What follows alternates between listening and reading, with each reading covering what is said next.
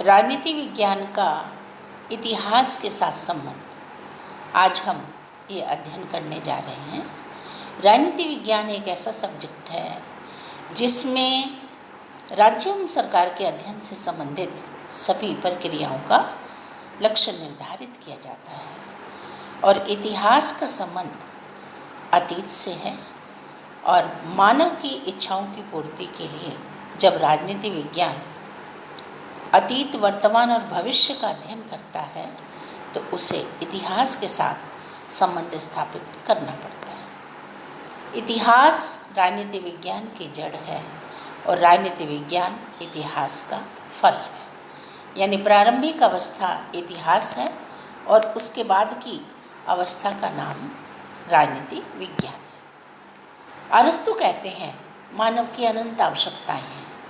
अनंत आवश्यकताओं की पूर्ति के लिए व्यक्ति घर, परिवार, समाज व राज्य में रहता है। यदि कोई व्यक्ति ये कहे कि मुझे इन सब की आवश्यकता नहीं तो वो देवता और पशु हो सकता है। अब बात आती है, राजनीति विज्ञान एक सब्जेक्ट है, इतिहास भी एक सब्जेक्ट है। मानव के अनेक पक्ष हैं। यदि उसके ऐतिहासिक पक्ष का अध्ययन करना है तो इतिहास पढ़ना पड़ता है। उसके राजनीतिक पक्ष का अध्ययन करना है तो राजनीति विज्ञान पढ़ना पड़ता है।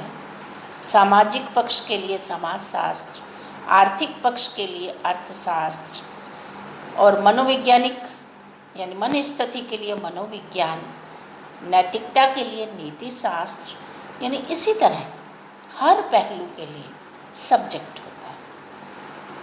और लक्ष्य की प्राप्ति तभी हो सकती है, टारगेट तभी पूरा हो सकता है, उद्देश्य तभी कामयाब हो सकते हैं जब अंतर अनुशासनात्मक एंटरप्रेन्योरशिप के मेथड को अडॉप्ट किया जाए या सभी शास्त्रों के अध्ययन को साथ में लेकर चला जाए। राजनीति विज्ञान राज्य से संबंधित है, सरकार से संबंधित है एवं इसकी मूल इकाई मानव है।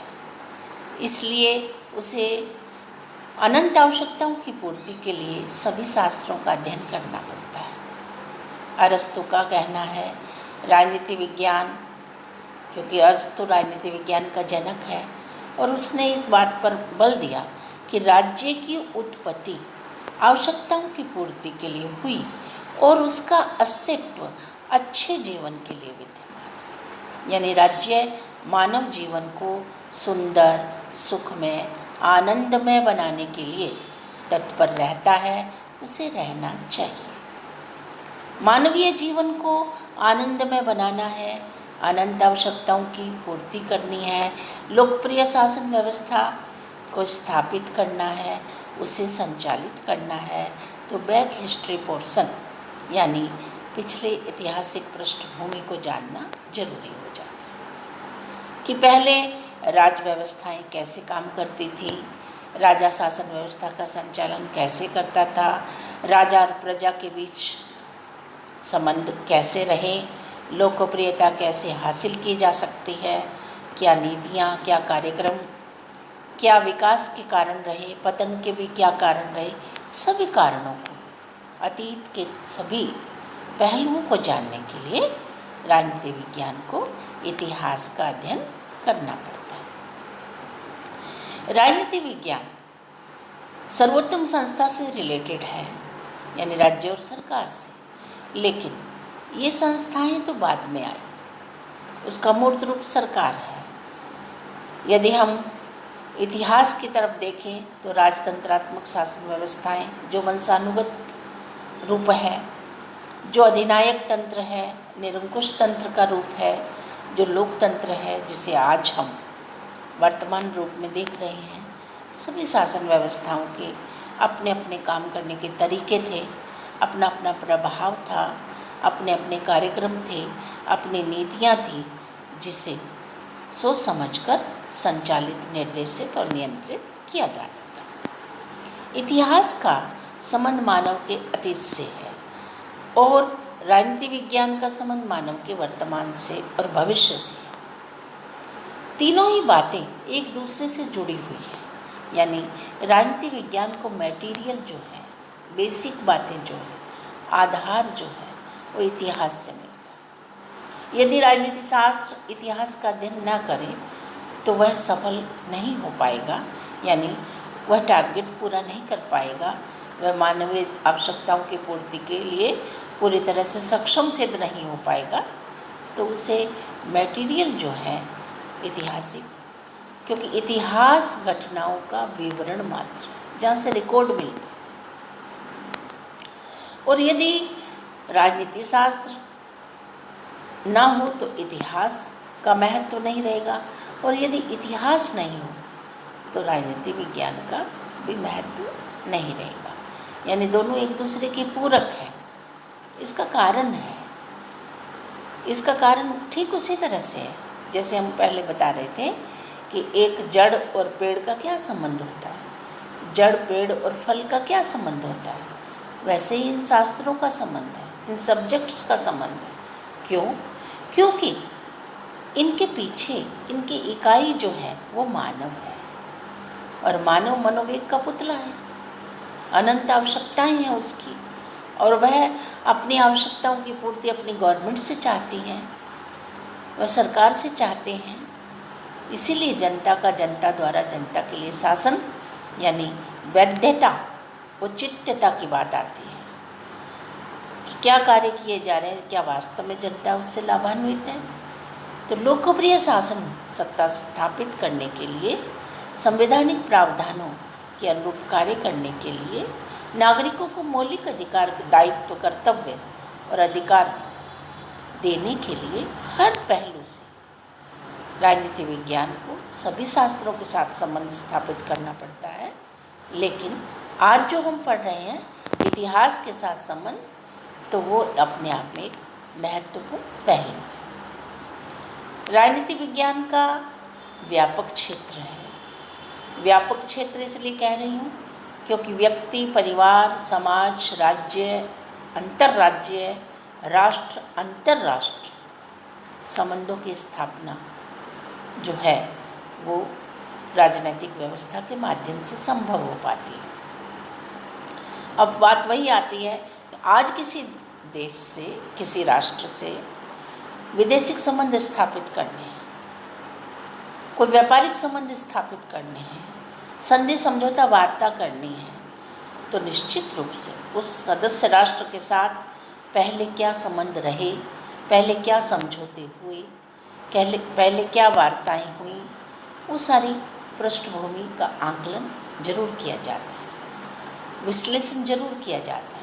वो हमें मिलेगा कहाँ से? इसी को तो हम इतिहास बता रहे हैं, क्योंकि पौराणिक घटनाएं या पहले के संबंध किस तरह रहे, तनावपूर्ण रहे, सौहार्दपूर्ण रहे, समझौतावादी प्रवृत्ति के रहे, वो सब बातें हमें इतिहास से रिकॉर्डेड मिलती हैं, दस्तावेज मिलते हैं। फिर उनका अध्ययन करके ही आगे की नीति और कार्यक्रम निर्धारित किए जा सकते हैं, ताकि कोई कमी ना रह जाए, कोई चूक ना रह जाए, और यदि है तो उसको दूर कर लिया जाए, दुरुस्त कर लिया जाए। ये सब बातें राजनीति विज्ञान में अध्ययन के क्षेत्र में सम्मिलित की गई है। राजनीति विज्ञान को अतीत के अध्ययन के लिए इतिहास की आवश्यकता पड़ती है, और इतिहास को राजनीति शास्त्र की आवश्यकता पड़ती है। जैसा हम पहले भी बता चुके हैं आपको कि राजनीति विज्ञान और इतिहास एक दूसरे के पूरक हैं, एक दूसरे पर निर्भर हैं, पारस्परिक इनके संबंध हैं। संबंधों के बिना किसी भी लक्ष्य को पूरा नहीं किया जा सकता। जो व्यक्ति पर लागू होती है बात, वही शास्त्र और सब्जेक्ट पर भी लागू होती है, क्योंकि व्यक्ति सब्जेक्ट से रिलेटेड है, सब्जेक्ट व्यक्ति से रिलेटेड है, संस्थाएं व्यक्ति से रिलेटेड है, व्यक्ति संस्थाओं से रिलेटेड है। इसलिए अध्ययन को व्यापक बनाने के लिए, सुदृढ़ बनाने के लिए, सफल उद्देश्य को प्राप्त करने के लिए राजनीति विज्ञान इतिहास के साथ संबंध स्थापित करता है। राजनीति विज्ञान अतीत, वर्तमान और भविष्य के निर्धारण के लिए, जैसा मैं पहले बता रही हूँ आपको कि बैक हिस्ट्री पोर्शन का अध्ययन भी जरूरी है, और वर्तमान और भविष्य के निर्धारण हेतु सभी तथ्यों को साथ में लेकर चलना पड़ता है। और उसी बेस के आधार पर जैसे हम उदाहरण दे सकते हैं, संविधान का निर्माण करना है, इंडियन पॉलिटिकल सिस्टम, क्योंकि हम ब्रिटिश सरकार से आज़ादी प्राप्त करने के पश्चात भारत में लोकतांत्रिक व्यवस्था की स्थापना करना चाहते थे भारतीय संविधान निर्माताओं के माध्यम से। तो सभी संविधान निर्माताओं ने जो पहले से चल रहे संविधान थे देश विदेशों में, उन सब की स्टडी करी, अध्ययन किया, और अध्ययन करके उसे अपनी भौगोलिक स्थिति, अपनी पॉपुलेशन, अपने लोकेशन यानी सारी पृष्ठभूमि का आकलन करने के बाद निर्धारित किया कि हमें लोकतांत्रिक समाजवाद की स्थापना करनी है, हमें लोकप्रिय शासन की स्थापना करनी है, हमें लोकतांत्रिक व्यवस्था की स्थापना करनी है। तो सभी संविधानों का अध्ययन करके और उसमें जो सार्वजनिक हित, देश हित में बातें थी, उनको लागू किया गया। अब प्रश्न आता है कि सब्जेक्ट जो है वो मटेरियल देते हैं, सब्जेक्ट जो है विश्लेषण किया जाता है। जैसे हम कहें आगमनात्मक पद्धति, आगमनात्मक पद्धति जिसमें 4 पॉइंट हैं: पर्यवेक्षणात्मक, तुलनात्मक, ऐतिहासिक, प्रयोगात्मक, जिसका राजनीति विज्ञान के जनक अरस्तु ने अध्ययन किया, जिस पद्धति को अरस्तु द्वारा अपनाया गया, जिसे यथार्थवादी व्यवहारवादी दृष्टिकोण से भी देखा जाता है। पर्यवेक्षणात्मक माने बारीकी से जांच करना, तुलनात्मक माने कंपैरिजन कर लेना, तुलना कर लेना दूसरे संविधानों से, ऐतिहासिक माने अतीत की जानकारियों को हासिल कर लेना, रिकॉर्ड ले लेना, और प्रयोगात्मक माने फिर उसका प्रैक्टिकल करना और निष्कर्ष निकालना, किसी निष्कर्ष पर पहुंचना, क्योंकि बिना निष्कर्ष पर पहुँचे हुए हम परिणामों की घोषणा नहीं कर सकते। इसीलिए इतिहास को घटनाओं का विवरण मात्र कहा गया है, और जिसके आधार पर नीतियों का निर्धारण किया जाता है।